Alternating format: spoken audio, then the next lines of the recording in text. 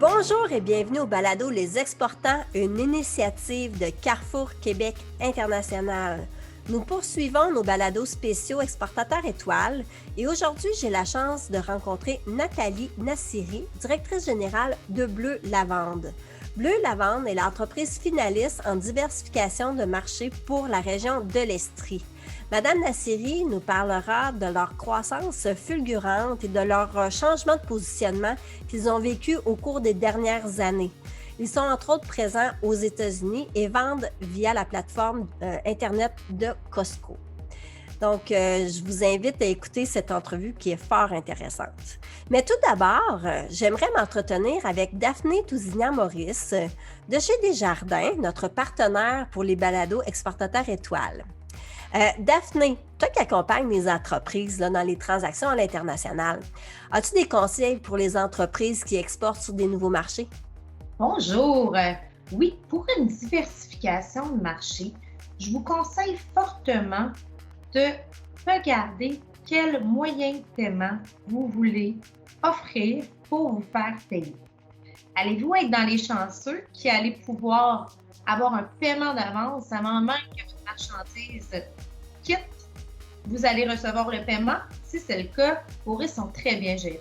Par contre, il se peut que pour certains pays, vous ayez à offrir des termes de paiement. Sachez qu'il existe plusieurs modes de paiement qui peuvent vous aider à sécuriser une transaction.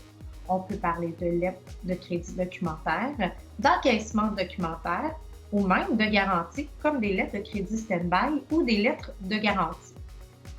Informez-vous avec un directeur de développement de services internationaux comme moi. Appelez-nous, on va pouvoir en discuter. Chaque pays a leur façon de faire des affaires. Donc, c'est important pour vous de vous informer afin de vous sécuriser. Parce qu'on va se le dire, choisir un moyen de paiement, le mode de paiement vient souvent avec une question de confiance. Quand on diversifie notre marché, souvent c'est des nouveaux clients.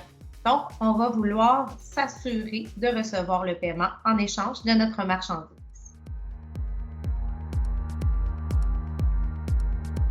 Bonjour, Madame Nassiri, comment ça va? Ça va bien, merci. On ne s'est jamais rencontrés, j'aimerais apprendre à vous connaître. Qui est Nathalie Nassiri? Nathalie Nassiri, ça a l'air que je suis une entrepreneur. Je dis que ça a l'air parce que je pense pas que j'avais ça dans l'âme. Là, c'est venu avec les années.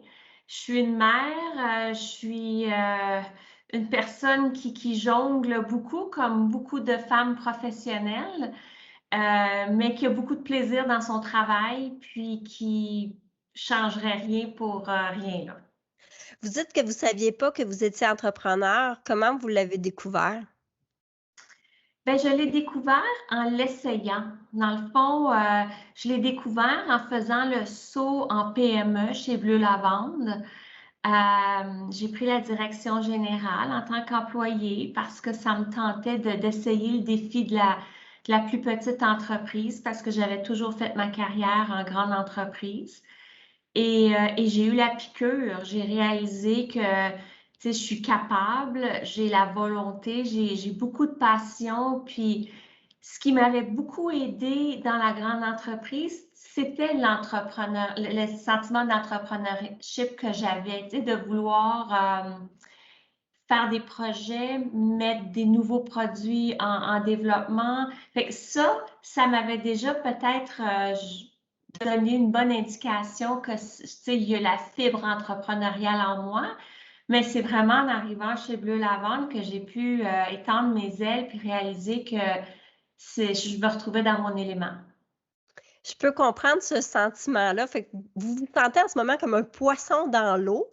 Bleu Lavande est une compagnie qui va très bien. Est-ce que vous pouvez nous en parler depuis quelques années? Moi, je vois Bleu Lavande progresser, là. Qu'est-ce qui se passe avec Bleu Lavande pour que ça aille si bien? La raison pourquoi Bleu Lavande va bien, je pense que tout d'abord, il ne faut pas sous-estimer mon équipe de direction. Quand j'ai joint l'équipe ici il y a 6 ans, j'ai rebâti une équipe qui, comme moi, est très passionnée par son travail, mais aussi par le succès de Bleu Lavande, qui est quand même un fleuron québécois. Alors, on l'a tatoué sur le cœur.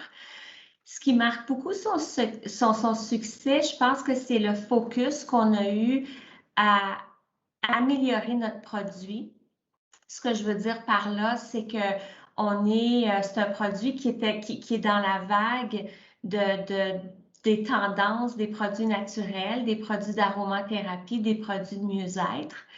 Alors, on avait de l'amélioration à faire sur nos formules parce que vous comprendrez que Bleu Lavande, ces formules existent depuis plus de 15 ans.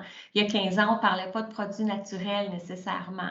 Alors, c'était la première chose que moi, j'ai entamée avec l'équipe ici. Puis stratégiquement, on a toute l'équipe, là, on était plus que convaincus que ça allait être beaucoup d'ouvrages pour une PME de reformuler pas loin d'une centaine de codes de produits, mais que c'était obligatoire pour assurer notre croissance.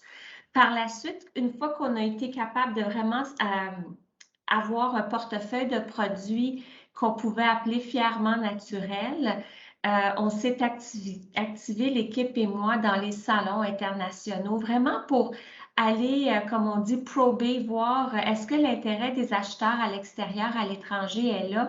Puis, on a eu beaucoup d'intérêt pour la marque. On a fait des salons aux États-Unis, on en a fait en Asie et peu importe où on était, l'intérêt par le fait qu'on a une histoire solide. On est la première lavanderie au Québec, puis tu sais, faire pousser de la lavande au Québec, c'est quand même c'est pas chose facile. Mais on a maintenu notre histoire à travers les années. Et puis, on a un produit qui est tendance. On a un emballage qui est accessible. Tu sais, c'est un produit qu'on peut utiliser. Toute notre gamme de produits, finalement, s'intègre bien dans le quotidien des gens. C'est tous des facteurs qui font que Bleu a un appeal, un attrait, je devrais dire, pour les acheteurs à l'international.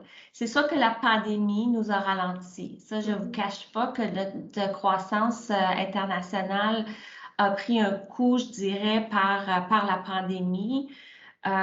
C'est pas dans une situation de couvre-feu, travail à la maison. Tu sais, ça, c'était mondial. Nos acheteurs à l'étranger vivaient la même chose. Alors là, veux pas, c'est pas dans ces conditions-là qu'on peut rencontrer des acheteurs ou pitcher des produits ou qu'eux-mêmes prennent le risque d'introduire des nouveaux produits dans leur magasin quand ils ne savent même pas si les magasins vont être ouverts ou fermés, là. Je comprends. Donc là, le développement à l'international commençait quand la pandémie est arrivée, c'est bien ça? Vous avez... Oui, moi, je suis revenue mon dernier salon avant la pandémie. Je suis revenue, je pense, c'était le 25 janvier. Je suis revenue de Tokyo. C'est sûr qu'ici au Québec, c'était vers le 19 mars que ça a vraiment démarré. Mais là, si on parle de l'Asie, c'est sûr que ça a commencé plus tôt là-bas. Déjà, nous, à l'aéroport, quand on quittait, on avait des masques, puis on nous demandait de prendre des distances, puis d'être très vigilants. Alors, moi, je suis revenue à ce moment-là du Cosme Tokyo, où j'ai signé à mon retour, j'ai signé 2 ententes de distribution avec un distributeur au Japon et un autre en Corée du Sud. Alors, comme je vous dis, ça ralentit parce que c'était plus long et parce que leur développement est plus long aussi. J'échangeais avec nos acolytes au Japon la semaine dernière. Ils sont encore dans une situation d'urgence. Ils ont à peine 10% de la population qui est vaccinée. Le commerce de détail demeure limité. Alors, c'est sûr que pour un distributeur qui introduit une nouvelle marque, ça ralentit le développement. Je vais revenir un peu en arrière. Vous vous êtes positionné comme un produit naturel. Est-ce que vous avez dû changer vos recettes? Oui. Vous avez tout changé? On a tout changé. Moi, je suis arrivée chez Bleu Lavande il y a 6 ans. Puis à peine 1 an après mon arrivée, on a commencé à tout reformuler, les produits, les formules, enlever tout ce qui est artificiel, enlever les colorants. Tu sais, il y a 15 ans, c'était agréable d'avoir un bain moussant bleu qui sentait la lavande, mais aujourd'hui, on veut plus de colorants. Alors, c'était, comme je disais tout à l'heure, c'était pas facile pour une PME d'entreprendre ça parce que on a quand même beaucoup de consommateurs qui nous encouragent et qui achètent nos produits. Alors, il faut continuer à livrer un produit qui a la même qualité, tout en ayant changé sa formule et en allant presque 100% naturel. Et votre positionnement aujourd'hui comme produit naturel vous aide à percer les marchés. Est-ce que vous avez une compétition forte ou ça vous aide vraiment à ressortir de la compétition, le fait que vous soyez positionné aussi naturel que ça?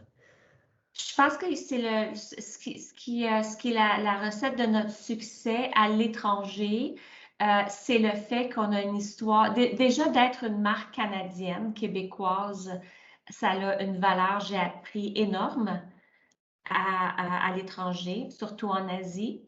Le fait d'avoir une lavanderaie, le fait d'opérer, d'être vraiment spécialiste de notre ADN, dans le fond. Tous nos produits sont faits à base d'huile essentielle de lavande fine.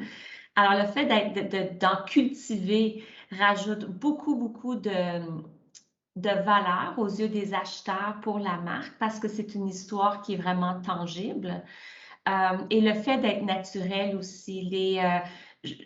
J'étais étonnée, j'étais surprise comment en Asie, avec les pays qu'on transige, les ingrédients sont regardés à la lettre. OK. Je vous donne un exemple.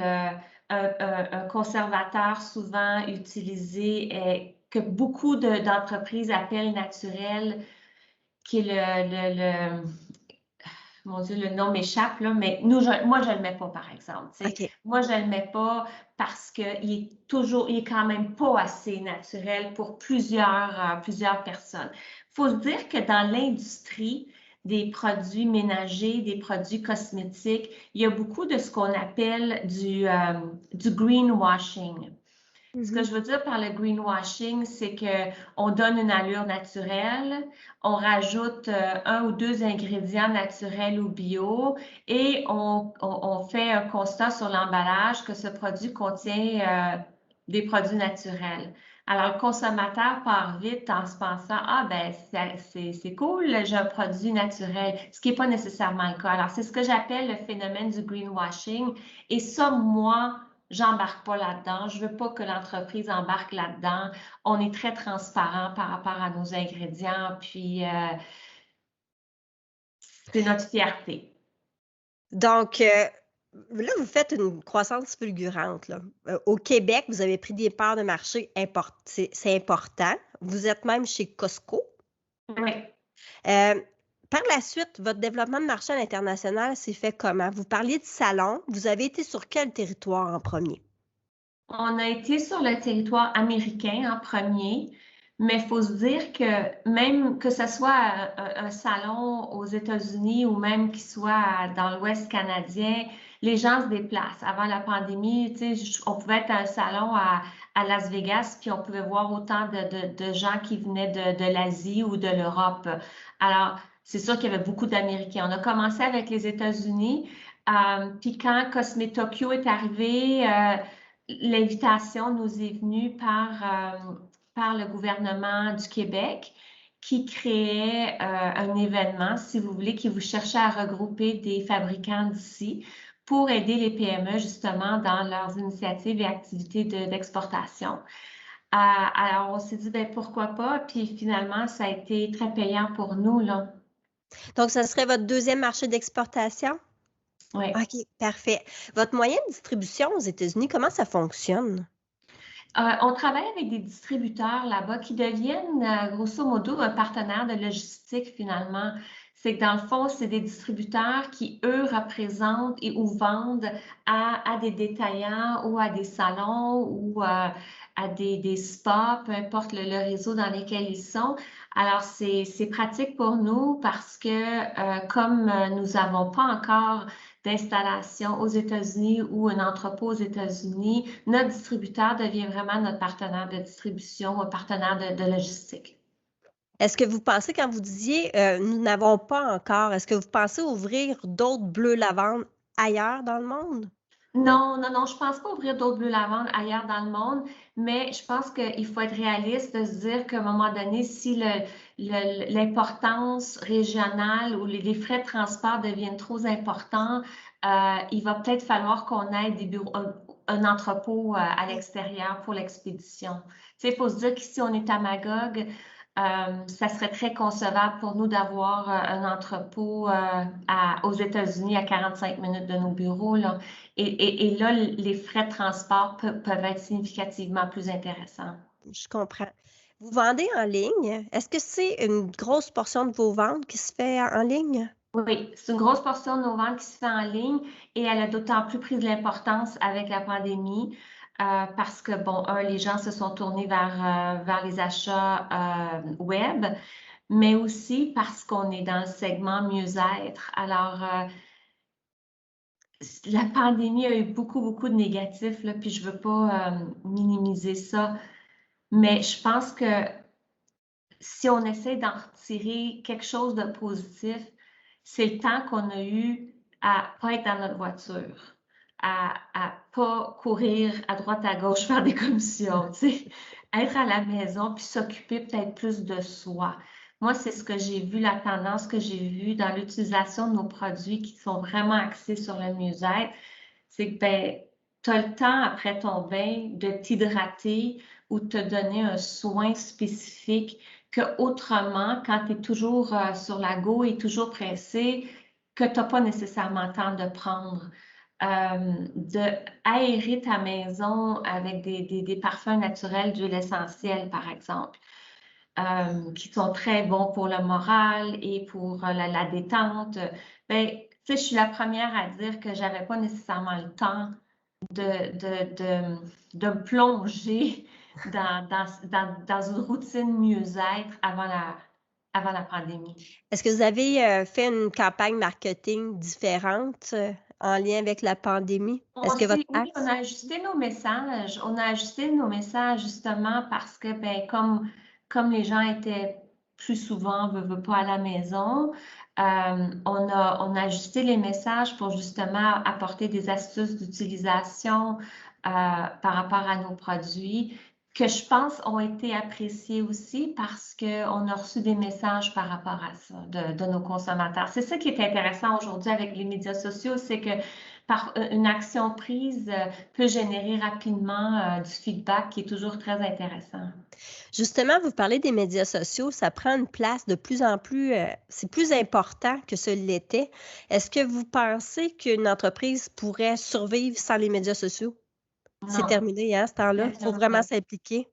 oui, je pense qu'il faut s'impliquer, pas juste pour faire rayonner son entreprise ou son produit, mais pour embaucher, pour faire rayonner sa valeur employeur.